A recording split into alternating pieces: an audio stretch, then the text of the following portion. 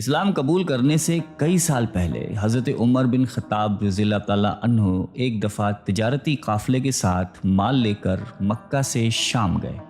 قافلے میں قریش کے کئی اور بڑے سردار بھی شامل تھے۔ یہ قافلہ شام کے سب سے بڑے شہر دمشق گیا اور وہاں اپنا مال بیچ کر مکہ واپس روانہ ہوا۔ تھوڑا سا فاصلہ طے کرنے پر حضرت عمر کو یاد آیا کہ ان کی ایک رشتہ دار خاتون نے انہیں کچھ سونا دیا تھا کہ اسے بیچ کر اس کے لیے کچھ کپڑے وغیرہ لیتے آئیں۔ انہوں نے اپنے قافلے کے ساتھیوں سے کہا کہ فلاں عورت کا کام کرنے واپس دمشق جا رہا ہوں، کوشش کروں گا کہ یہ کام کر کے جلدی واپس آ جاؤں۔ حضرت عمر دمشق واپس گئے تو بازار بند ہو چکے تھے۔ مجبوراً وہ ایک مسافر خانے میں ٹھہرے اور سو گئے۔ تھوڑی دیر کے بعد اللہ کا ایک بندہ مسافر خانے میں آیا۔ اس نے حضرت عمر کو جگایا اور اپنے ساتھ اپنے گھر لے آیا۔ یہ بات واضح نہیں تھی کہ وہ شخص حضرت عمر کو پہلے سے جانتا تھا یا ان کے والد خطاب سے ان کی واقفیت تھی۔ انہوں نے حضرت عمر کی بڑی خاطر و مدارت کی۔ کھانا کھا کر تو وہ سو گئے اور ان کا میزبان رات بھر عبادت کرتا رہا۔ صبح کو حضرت عمر بیدار ہوئے تو ان کے میزبان نے کہا کہ اکیلے بازار مت جانا، بازار میں لٹیرے اکثر مسافروں کو لوٹتے رہتے ہیں، میرے ساتھ چلنا۔ یہ کہہ کر وہ سو گیا کیونکہ رات بھر جاگ رہا تھا۔ حضرت عمر نے اسے جگانا مناسب نہیں سمجھا اور اکیلے ہی بازار چلے گئے۔ ابھی بازار کھلا بھی نہیں تھا، وہ بازار کھلنے کا انتظار کرنے لگے۔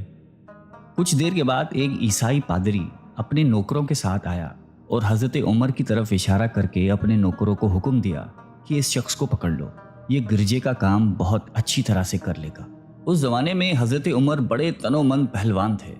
پادری کے نوکروں نے اس کو پکڑ لیا اور ایک پرانے گرجے میں لے گئے۔ پادری نے اس کو ایک ہتھوڑا دیا اور اس کو گرجے کی ایک دیوار توڑنے پر لگا دیا۔ ایسا معلوم ہوتا تھا کہ وہ اس جگہ پر ایک نیا گرجا بنوانا چاہتا تھا۔ حضرت عمر دن بھر کام کرتے رہے۔ کہیں شام کو جا کر چھٹی ملی، وہ تھکے ہارے واپس مسافر خانے میں آ کر بیٹھ گئے۔ پہلے ہی دن والا نیک آدمی پھر آیا اور اس نے پوچھا کہ آپ کدھر چلے گئے تھے؟ حضرت عمر نے اسے سارا قصہ بتا دیا۔ وہ شخص آج بھی ان کو اپنے گھر لے گیا اور ان کی بڑی خاطر و مدارت کی اور انہیں تاکید کی کہ کل بازار جاتے وقت مجھے ساتھ لے جانا۔ اس کے بعد وہ عبادت میں مشغول ہو گیا اور حضرت عمر سو گئے۔ دوسرے دن حضرت عمر بیدار ہوئے تو اپنے نیک میزبان کو سوتے پایا۔ انہوں نے اب کی بار بھی اس کو جگانا مناسب نہیں سمجھا اور اکیلے ہی بازار چلے گئے۔ اتفاق سے پھر وہی پادری اپنے نوکروں کے ساتھ آیا اور حضرت عمر کو پکڑ کر ساتھ لے گیا۔ ان کو غصہ تو بہت آیا، لیکن کیا کرتے، غیر ملک میں وہ اکیلے تھے اور کوئی ہتھیار بھی پاس نہیں تھا۔ دوسری طرف پادری کے ساتھ 7-8 نوکر تھے اور وہ سب ہتھیار بند تھے۔ پہلے دن کی طرح ہی حضرت عمر ہتھوڑے کے ساتھ گرجے کی دیوار توڑتے رہے۔ جب دھوپ تیز ہوئی تو پادری اور اس کے نوکر انہیں کام میں مشغول دیکھ کر چلے گئے اور حضرت عمر دیوار کے سائے میں دم لینے کے لیے بیٹھ گئے۔ اتنے میں وہ پادری گھوڑے پر سوار چپکے سے آیا اور حضرت عمر کے سر پہ ضرب لگائی اور کہا کہ ہم سب گھر گئے تو نے کام ہی چھوڑ دیا۔ اب حضرت عمر کو صبر کی تاب نہ رہی۔ انہوں نے ادھر ادھر نظر دوڑائی، ہر طرف سناٹا تھا۔ انہوں نے پادری کو گھوڑے سے کھینچ کر نیچے کر لیا اور اس کے سر پر ہتھوڑے مارنا شروع کر دیے۔ وہ بہت چیخا چلایا لیکن اس کی مدد کے لیے کوئی نہیں پہنچا۔ حضرت عمر نے ٹوٹی ہوئی دیوار کا ایک بھاری ٹکڑا اٹھا کر اس کے سر پہ دے مارا۔ وہ پہلے ہی زخمی تھا، اب اس نے دم دے دیا۔ اس کو مرتے دیکھ کر حضرت عمر تیزی سے بھاگ کھڑے ہوئے اور جس راستے سے دمشق آئے تھے وہ راستہ چھوڑ کر ایک دوسرے راستے پر چل پڑے۔ شہر سے کافی دور انہیں ایک خچر پر سوار رومی ملا جو روم سے تعلق رکھتا تھا۔ وہ ان کے ساتھ چلنے لگا۔ وہ کچھ باتیں کرنے لگا لیکن نہ حضرت عمر ان کی زبان سمجھتے تھے اور نہ وہ ان کی زبان سمجھتا تھا۔ اس نے یکایک اپنی تلوار پر ہاتھ ڈالا۔ حضرت عمر سمجھ گئے کہ وہ ان پر وار کرنا چاہتا ہے۔ انہوں نے فوراً ہی خچر سے اسے کھینچ لیا اور اس سے تلوار چھین کر ایک ہی وار میں اس کا کام تمام کر دیا۔ پھر آپ خچر پہ سوار ہو کر آگے چلے۔ اس کے بعد کیا ہوا اس کا حال خود حضرت عمر نے اس طرح بیان کیا ہے کہ اس جگہ سے روانہ ہو کر میں ایک گرجے پہنچا۔ یہاں عیسائیوں کی ایک جماعت رہتی تھی۔ میں گرجے کے اندر داخل ہوا تو گرجے میں رہنے والے سب لوگ میرے ارد گرد جمع ہو گئے اور مجھ سے میرے حالات کے بارے میں پوچھنے لگے۔ پھر وہ اپنے پادری کے پاس مجھے لے گئے۔ پادری مجھے نہایت غور سے دیکھنے لگا اور اس کے بعد کہنے لگا کہ ایسا معلوم ہوتا ہے کہ تمہیں کسی چیز کا خوف ہے۔ میں نے کہا کہ تم نے کیسے اندازہ لگا لیا کہ مجھے کسی چیز کا خوف ہے؟ اس نے میرے سوال کو ٹال دیا اور کہا کہ آپ جب تک چاہیں یہاں ٹھہریں، آپ کو یہاں کسی قسم کا کوئی خطرہ نہیں، آپ ہماری حفاظت میں ہیں۔ پھر اس پادری نے مجھے اپنے گھر میں مہمان کی طرح رکھا اور میری نہایتی خاطر و مدارت کی، اور پھر پوچھا کہ آپ کون ہیں؟ میں نے اسے بتایا کہ میں مکے کا رہنے والا ہوں اور قبیلہ قریش سے تعلق رکھتا ہوں۔ تجارتی قافلے کے ساتھ شام آیا تھا۔ تجارت کا مال بیچنے کے بعد ایک ضروری کام کے لیے مجھے اپنے قافلے سے جدا ہو کر واپس دمشق جانا پڑا۔ اب میں اپنے وطن واپس جا رہا ہوں اور راستہ بھٹک کر یہاں آ نکلا ہوں۔ پادری مجھے غور سے دیکھتا رہا اور بار بار طرح طرح کے سوال کرتا رہا۔ میں نے ان کے ہاں نہایتی آرام سے رات بسر کی۔ صبح کو آپ نے پوچھا کہ آپ کا ارادہ یہاں ٹھہرنے کا ہے یا آگے جانے کا؟ میں نے کہا کہ اب میں آپ سے رخصت ہونا چاہوں گا۔ یہ سن کر پادری نے اپنا ایک شاندار گدھا جو بڑا خوبصورت اور نہایتی تیز رفتار تھا لے آیا۔ اس گدھے کی پیٹھ پر کھانے کی مزیدار چیزیں اور قیمتی تحفے بھرے ہوئے تھے، اور پھر کہنے لگا کہ آپ اس گدھے پر سوار ہو جائیں اور چل پڑیں۔ راستے میں آپ کا گزر کسی عیسائی کے مکان کے پاس سے ہوگا تو وہ آپ کو اس گدھے پر سوار دیکھ کر آپ کی بے حد تعظیم کرے گا اور آپ کی خاطر و مدارت میں کوئی کسر نہیں چھوڑے گا۔ یہ کہہ کر پادری نے میرا ہاتھ پکڑا اور تنہائی میں لے کر کہنے لگا کہ اے عمر، آپ پر میرا حق واجب ہو گیا۔ میں نے کہا بے شک۔ اس نے کہا آپ کا تعلق ایک معزز قوم سے ہے، میری آپ سے ایک غرض ہے۔ میں نے کہا کہ آپ بیان کر لیں، لیکن حیرت کی بات ہے کہ آپ جیسا بڑا آدمی مجھ جیسے پریشان حال مسافر سے کوئی غرض رکھتا ہو۔ اس نے بڑے یقین بھرے لہجے میں کہا کہ سنیں، میں ایک ایسا آدمی ہوں جس سے اللہ نے آسمانی کتابوں کا علم عطا کیا ہے۔ میں نے آپ کی ذات میں بہت سی ایسی نشانیاں دیکھی ہیں جو یہ ظاہر کرتی ہیں کہ جب ایک مقررہ مدت پوری ہو جائے گی تو حالات میں زبردست تبدیلی آئے گی۔ اس وقت آپ ہمارے ملک کے حاکم بن جائیں گے اور یہاں کے سب شہروں میں آپ ہی کا حکم چلے گا۔ اس کے بعد پادری نے اپنی جیب سے دوات، قلم اور کاغذ نکال کر کہا کہ میری غرض یہ ہے کہ آپ اس کاغذ پر لکھ دیں کہ اس گرجے اور اس کی جائیداد پر کسی قسم کا کوئی موصول لاگو نہیں کیا جائے گا۔ میں نے حیران ہو کر پادری سے کہا کہ آپ مجھ سے مذاق تو نہیں کر رہے؟ اس نے کہا کہ قسم ہے اس ذات کی جس نے عیسیٰ علیہ السلام پر انجیل نازل فرمائی، میں جو کچھ کہہ رہا ہوں وہ بالکل سچ ہے۔ آپ مہربانی کریں اور میری درخواست قبول فرمائیں۔ میں نے پادری کی باتوں کو اس کا وہم سمجھا اور جیسے اس نے کہا میں نے اسی طرح کاغذ پہ اسے لکھ کر دے دیا۔ اس کے بعد گدھے پر سوار ہو کر چل پڑا۔ راستے میں مجھے کئی جگہ پر عیسائیوں کی جماعتیں ملی۔ انہوں نے مجھے ایک پادری کے گدھے پر سوار دیکھ کر میری بڑی خاطر و مدارت کی۔ میں اس طرح جگہ جگہ عیسائیوں کا مہمان بنتا تبوک تک پہنچ گیا۔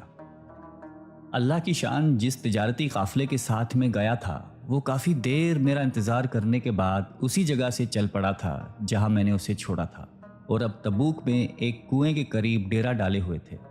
قافلے والے میرے ساتھی مجھے دیکھ کر میری طرف دوڑ پڑے اور مجھ سے مل کر بہت خوش ہوئے اور کہنے لگے کہ ابن خطاب، ہم لوگ تمہارا انتظار کرتے کرتے بالکل مایوس ہو گئے تو ہم نے اس مقام کو کوچ کر دیا جہاں سے تم واپس دمشق گئے تھے، مگر تمہارے بارے میں ہم سخت پریشان تھے۔ یہ تو بتاؤ کہ اتنے دن تم کہاں رہے؟ میں نے وہ تمام حالات بیان کیے جو مجھے پیش آئے، لیکن پادری سے جو میری گفتگو تنہائی میں ہوئی وہ بالکل ظاہر نہیں کی، کیونکہ میں پادری کی اس باتوں کو اس کا وہم سمجھتا تھا اور اس کے عقیدے کی کمزوری سمجھتا تھا۔ قریش کے ایک سردار ابو سفیان بھی اس قافلے میں شامل تھے۔ انہوں نے مجھے اس شاندار گدھے پر سوار دیکھ کر کہا، ارے تم لوگ اس نوجوان کی اقبال مندی تو دیکھو، اسے کسی ایسے میدان میں چھوڑ دیا جائے جہاں نہ پانی ہو نہ سبزہ، پھر بھی اسے رزق مل جائے گا۔ پادری نے رخصت کرتے وقت مجھ سے کہا تھا کہ جب میں اپنے ساتھیوں کے پاس پہنچ جاؤں اور گدھے کی ضرورت نہ رہے تو اس کی رسی کو مضبوطی سے باندھ کر گدھے کو اسی جگہ پر چھوڑ دوں، لہٰذا میں نے ایسا ہی کیا۔ یہ دیکھ کر ابو سفیان نے کہا کہ ارے تم نے کیا کر دیا؟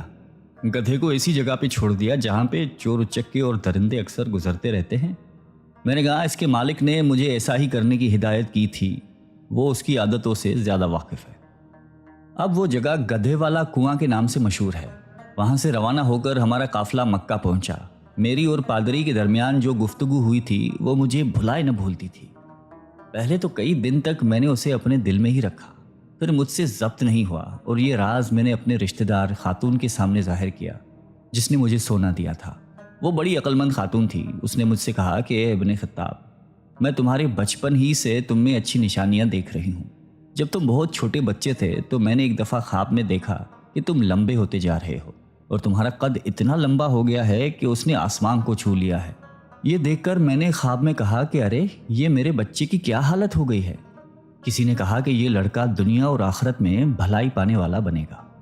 جاہلیت کے زمانے میں اس قسم کی باتوں کا مطلب میرے سمجھ میں نہیں آتا تھا. مکہ میں ایک شخص اہل کتاب یعنی یہود و نصارہ میں سے تھا جو بہت گمنام تھا. عام لوگ تو اس سے واقف بھی نہیں تھے، لیکن قریش کے کچھ سردار اسے پہچانتے تھے اور اس کی بہت عزت کرتے تھے. ایک دن دوپہر کے وقت میں اس کے ہاں گیا اور اسے جا کر کہا کہ میں آپ سے چند باتیں کرنا چاہتا ہوں اور چاہتا ہوں کہ آپ ان کو اپنے دل میں راز بنا کر رکھیں اور کسی کے سامنے ظاہر نہ کریں. اس نے ایسا کرنے کا وعدہ کیا تو میں نے اپنے سفر کے تمام واقعات اس کے سامنے بیان کر دیے اور اپنے رشتہ دار خاتون کے خواب کا بھی ذکر کیا. جب میں اپنی گفتگو ختم کر چکا تو اس نے کہا کہ ابن خطاب، جس کو تم نے موصول کی معافی کا وعدہ لکھ کر دیا ہے وہ اس زمانے میں عیسائیوں کا سب سے بڑا عالم ہے. جو کچھ اس نے کہا وہ سب سچ ہے اور جلد ہی وہ سچ تمہارے سامنے آ جائے گا. جہاں تک تمہاری رشتہ دار خاتون کے خواب کا تعلق ہے تو اس سے یہ ظاہر ہوتا ہے کہ مکے میں ایک بہت بڑا انقلاب آئے گا. زمانہ ایک نئی صورت اختیار کرے گا اور آنے والے زمانے کے آسمان و زمین بدل جائیں گے. میں وہاں سے گھر چلا آیا اور اس کی ساری باتیں اپنے دل میں لیے رہا. تھوڑے ہی عرصے کے بعد قریش کی مجلسوں میں آپ صلی اللہ علیہ وآلہ وسلم کا ذکر ہونے لگا. یہ لوگ اس بات پر چڑھتے تھے کہ محمد صلی اللہ علیہ وآلہ وسلم اپنے آپ کو اللہ کا رسول کہتے ہیں، لوگوں کو بتوں کی پوجا کرنے سے منع کرتے ہیں اور ایک اللہ کو ماننے پر زور دیتے ہیں. جلد ہی اللہ تعالیٰ نے اسلام کو ظاہر کر دیا اور مجھے یقین ہو گیا کہ حالات وہی صورت اختیار کر رہے ہیں جس کی طرف آسمانی کتابوں کے عالم شام کے پادری نے اشارہ کیا تھا. نبوت کے 6 سال حضرت عمر نے اسلام قبول کر لیا اور رسول اللہ صلی اللہ علیہ وآلہ وسلم کے جان نثار ساتھی بن گئے. 11 ہجری میں آپ صلی اللہ علیہ وآلہ وسلم نے اس دنیا سے پردہ فرمایا تو حضرت ابو بکر مسلمانوں کے پہلے خلیفہ بنے. 13 ہجری میں انہوں نے وفات پائی تو حضرت عمر خلیفہ بنے. ان کے سفر نامے کی روایت کرنے والے راوی کا بیان ہے کہ حضرت عمر فاروق اپنے خلافت کے زمانے میں شام تشریف لے گئے تھے تو ایک بہت بوڑھا آدمی جس کے بال برف کی طرح سفید ہو چکے تھے عیسائیوں کی ایک جماعت کے ساتھ ان کی خدمت میں حاضر ہوا اور عرض کیا کہ اے امیر المومنین، کیا آپ مجھے جانتے ہیں؟ حضرت عمر نے فرمایا کہ اگر آپ شام کے فلاں نگر کے پادری ہیں تو میں آپ کو پہچانتا ہوں. اس نے کہا کہ جی ہاں، میں وہی پادری ہوں. حضرت عمر فاروق رضی اللہ تعالیٰ عنہ نے فرمایا کہ میں نے آپ سے لکھ کر جو عہد کیا تھا وہ آج بھی قائم ہے. اللہ تعالیٰ نے اپنے رسول صلی اللہ علیہ وآلہ وسلم کے ذریعے ہمیں عزت بخشی. انہوں نے ہمیں اللہ تعالیٰ کی پسندیدہ دین اسلام کی طرف دعوت دی اور ہم نے یہ قبول کی. آپ ہی نے مجھے ان باتوں سے آگاہ کیا تھا. اب آپ کو کون سی چیز اسلام سے قبول کرنے سے روکتی ہے؟ بوڑھے پادری نے حضرت عمر کی باتیں سن کر اسی وقت اپنے ساتھیوں سمیت کلمہ پڑھ کر اسلام کی دولت حاصل کر لی. اللہ تعالیٰ ہم سب کو قلب سلیم عطا فرمائے اور قرآن اور حدیث پہ چلنے کی توفیق عطا فرمائے. آمین.